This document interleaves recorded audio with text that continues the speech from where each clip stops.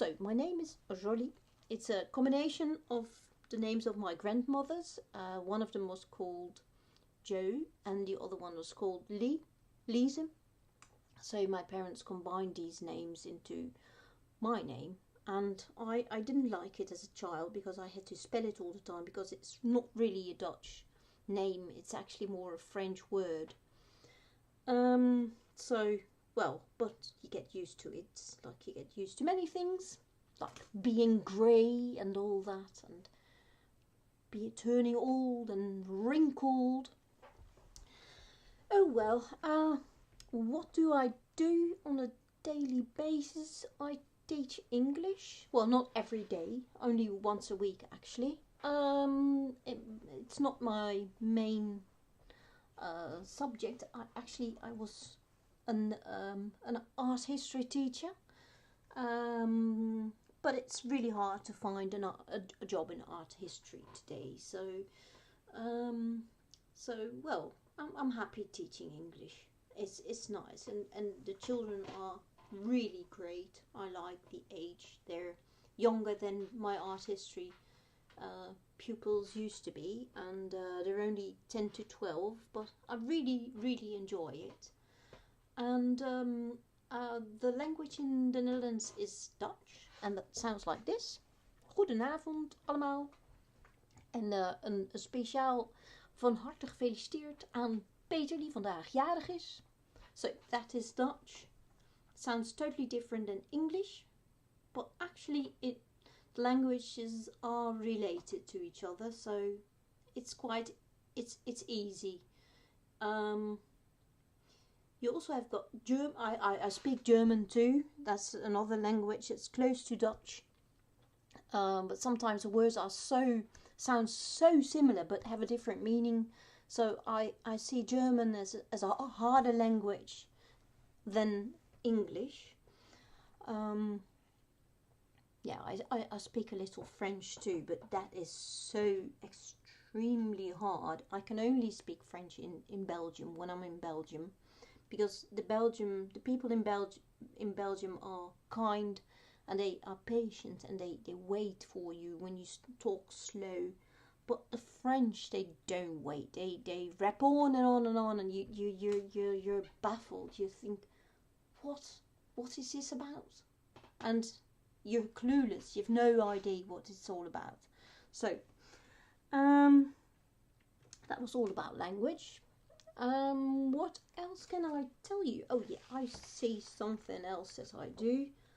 I write articles for a magazine on dolls and teddy bears, and I write the antique section.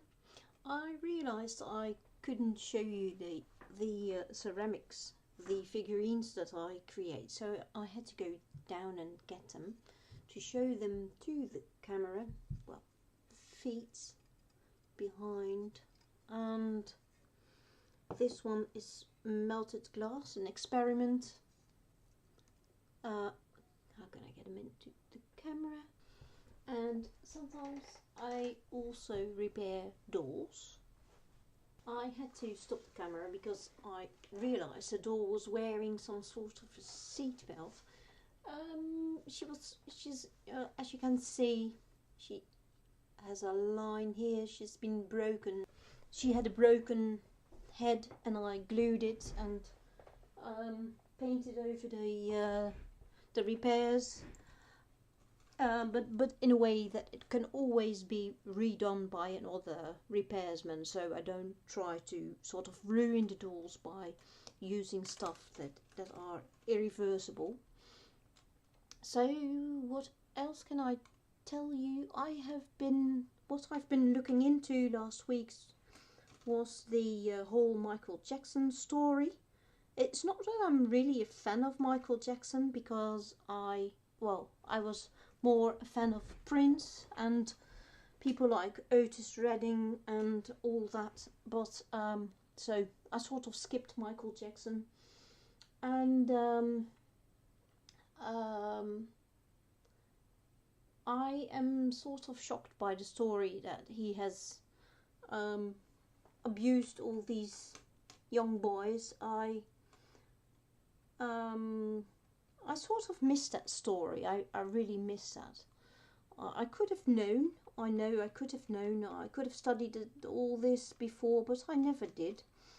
And my sister, well, she's not alive anymore, but she was a real big fan of Michael Jackson, and she always thought that he was innocent. And I wonder what would she think today if she would hear that this man that she really adored had abused children. I really wonder, because, well, it's kind of a sad story, but maybe I shouldn't tell it, but it's actually a real sad story. She was abused as a child too, and she couldn't live with it. So, but she always thought that Michael Jackson was innocent, and so I really wonder what she would say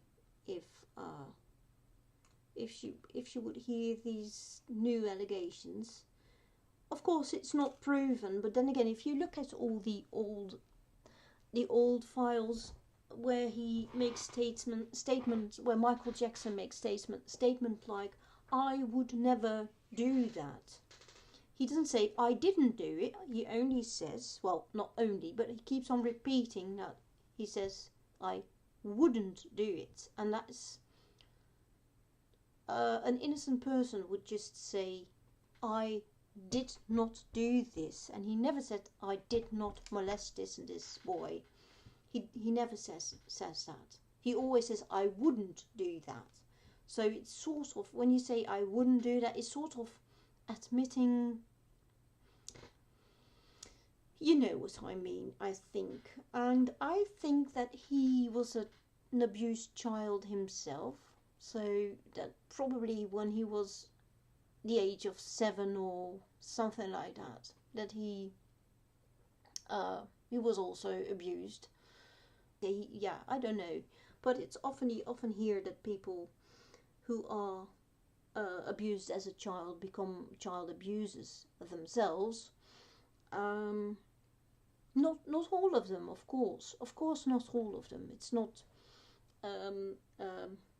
But when you don't have a chance to recover from it, and to seek therapy or counseling or whatever that can help you to get past these terrible things that have happened to you as a child, that you had to hide, and that you had to deny that ever happened to you, then you can become a molester yourself, I think. So that's what I've been studying on YouTube and on the internet last weeks, and I was actually quite shocked to find out how terrible his life and also his death has been. Yeah. Well, enough for now, I'd say. Well, see you next time. Maybe.